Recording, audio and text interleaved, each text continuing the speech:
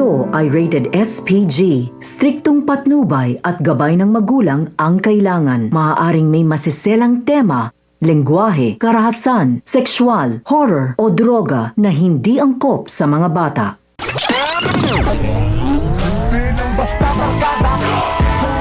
Sasabihin na nga ng mag-asawang Marsing at Nita kay Ramon ang tunay na pagkatao ni Tanggol at kung sino ito sa buhay ni Mokang. Samantala kampante naman si Olga na hindi nakilala ni Ramon si Tanggol na siya ngang tumangay kay Mokang, habang nanggagalaiti naman sa galit si Olga kay Espinas dahil nga ayaw nang pumayag ni Espinas na paslangin si Tanggol, kaya naman ibubuntun niya ang galit niya dito nga kay Ramon.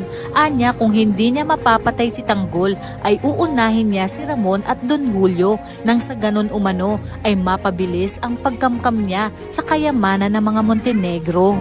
Uumpisahan nga ni Olga na lasunin ang utak ni Ramon at sinulsulan niya si Ramon na kamuhian ng lalaking tumangay sa asawa niyang si Mokang, at wala ngang kaalam-alam si Ramon na ang taong kanyang kinamumuhian ay ang tunay niyang anak na si Tanggol, at habang nagliliyab nga sa galit si Ramon kay Tanggol ay ganun din ang nararamdaman ni Tanggol para kay Ramon, at ang gusto lang mangyari sa ngayon ni Tanggol ay gantihan ang asawa ni Mokang na siya ngang si Ramon. Sa kabilang banda, dahil hindi nga mapalagay si Ramon sa kung ano ba talaga ang nangyari kay Mokang, ay pupuntahan niya ang mga magulang ni Mokang at kakausapin niya ito at itatanong niya sa mag-asawang Marsing at Nita kung meron bang dating nobyo ang anak nilang si Mokang.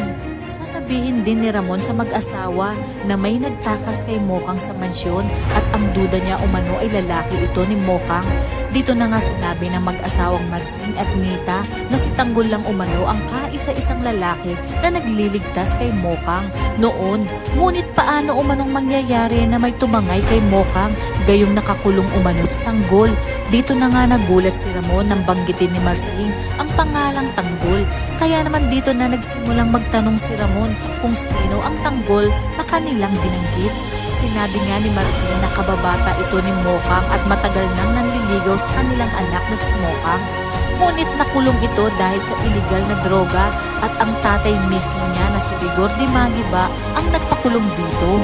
Dito na nga napagtanto ni Ramon na marahil ay impostor ang Tanggol na nasa mansyon, kaya naman dali-dali niyang inutos kay Severino na tawagan si General Ribas at paimbestigahan kung sino ang Tanggol na nakakulong sa koreksyonal na anak ni Rigor Di Magiba.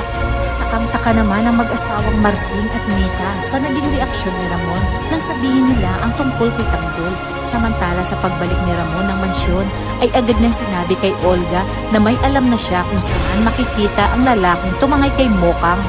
Nabigla naman si Olga sa sinabi ni Ramon. Wala ngang kaalam-alam si Olga na hinuhuli lang siya ni Ramon dahil batid na ni Ramon na tinatarantado siya ni David at Olga.